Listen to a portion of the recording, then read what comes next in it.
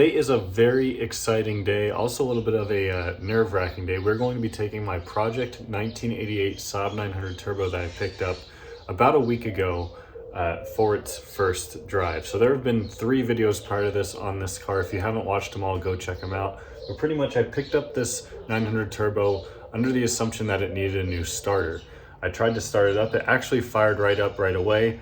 And it already has some pretty big issues that we're aware of. In the video where we kind of diagnosed all the issues with this car, I mentioned that I would have some friends that know a lot about these cars kind of come take a look at it in person, help me diagnose the issues better.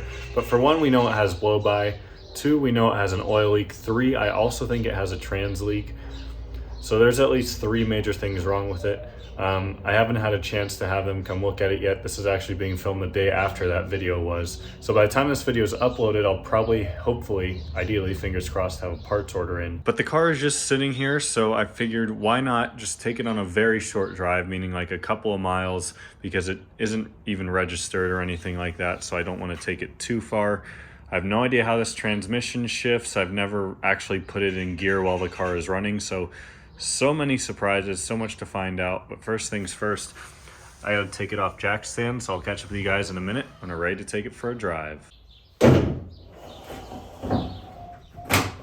One quick thing I just stumbled upon. I'm so happy with this. So first off, I was going to set up the GoPros in here for the drive, and I noticed in the side pocket here was this, which is obviously the owner's manual 1, so I'm gonna kind of snoop around, take a look at that later just for shits and giggles.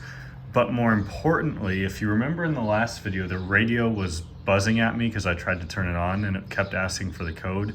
The only way I could get it to stop was by pulling the fuse. So I pulled the fuse, but look at what I just found here. Electronic lockout code number 1446. So I'm gonna put the fuse back in real quick. I think with the newer Saabs, you need a Tech 2 to put that radio code in, but obviously this car is before the Tech 2 era. So I was wondering how exactly you went about that, but let's start it up here. Now the first couple times I've started it, it dies. See, it tries to die on me, but the second time I start it's fine. So it struggles to idle a little bit at first. So that's why I'm revving it here. Yesterday when I was messing with this, I just typed in 1234, just seeing if the buttons worked, and it typed that in for the radio code. Now I can't figure out how to reset that. I'm holding all these buttons. The radio won't turn off. So I don't know what's up with that. That's a future video problem now. I'm just gonna pull the fuse again for the time being. So I have driven about, something's wrong with this seat belt too, I gotta figure out. But I have driven, definitely an unconventional way to put this seat belt on. I know something's messed up about it, but whatever. Anyways, I've driven a couple classic 900s in the past. They've all been manuals. I've not driven an automatic classic before, so let's take the e-brake off. Now when we put it in reverse here, I just hope the whole car doesn't shake and go everywhere, but let's see. Okay, she's in reverse, nice and smooth. We're moving. All right. Okay, there was a bit of a thud putting it in the drive there. My speedo is doing all sorts of funny things. I'm just coasting in drive and this is what my speedo is doing. So the car's definitely gonna need a new speedo, which is why I picked up that SPG gauge cluster in the last video, which I noticed the SPG gauge cluster is a little bit different, but I'm hoping it'll still work. Haven't done any research on that yet, but yeah, it's a little concerning, I guess. This power window works, the passenger side one. You probably can't hear it, but you can hear the motor trying to go. It won't roll down though. I wonder if something's disconnected or whatever, because there is also tape on the window here, like someone was trying to hold it up. I don't have AC because it doesn't have an AC belt, so I'm just gonna leave this window cracked. If you've never driven a classic 900, I would highly recommend it. The tachometer also seems to be acting up a bit, showing I'm doing 0 RPM right now, so that's a little bit weird. When I stop there. Clean shift in the second. I have no idea how fast I'm going, no idea how much RPM the engine is at. It's definitely shifting a little bit rough, not like it's the transmission's gonna explode or anything, but it's not as smooth as say my 9.3 or any newer automatic, which That's probably just a product of it being a 35-year-old car at this point. I don't know why my tachometer cut out, so that's a little bit weird. Like I was saying, if you've never driven a classic 900 before, it is an experience. These cars are awesome. I mean, the windshield is just so upright. The alignment seems perfect, so that's another benefit. But anyways, the windshield is so upright and it comes so far around. It's such an interesting experience in driving position, and I feel like I'm sitting very high up compared to my other cars, my S3 and my 9.3.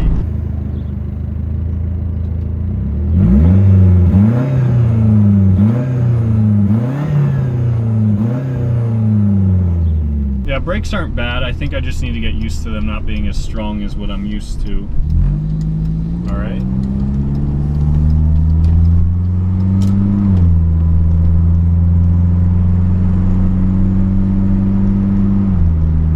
Yeah, it doesn't shift, you know, incredibly smooth, but it's by no means like rough.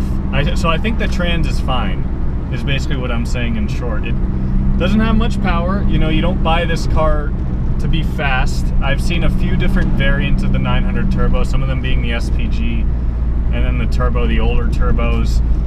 I think this car has the 170 horsepower motor, which back in the day was not bad at all. Now obviously this 3-speed automatic isn't going to help maximize the power output or anything like that. So far everything seems to be great. I'm probably just going to drive it a little bit longer. Polestars are so gorgeous, especially in white. Looks really good in white.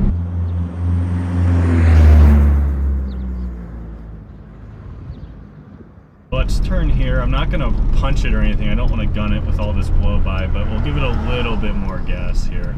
Let's see.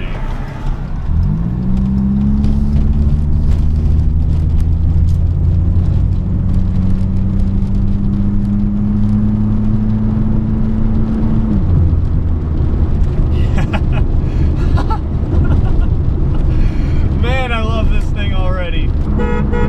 Horn works, so that's great. Radio, we got to figure that out, like I said. But it has power to it and all that stuff, so that's good. I told myself I'm going to take it around the block. I'm going to take it like a mile up and down the road. I've already done about 3 miles in it, and I'm like turning to head back towards the house, and I'm like, I kind of just want to keep driving this thing. Like, I got to go to the grocery store today. Should I take it to the grocery store?